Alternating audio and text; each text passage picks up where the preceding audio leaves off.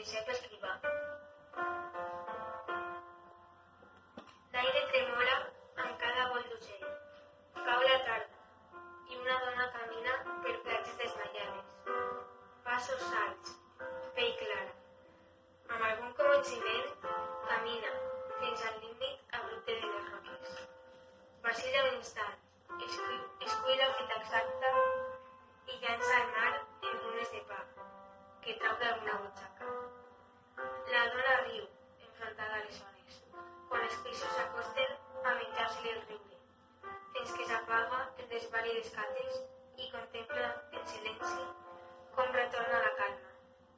Així, cada vesprada existirà un camí, cara a cara amb l'últim sol.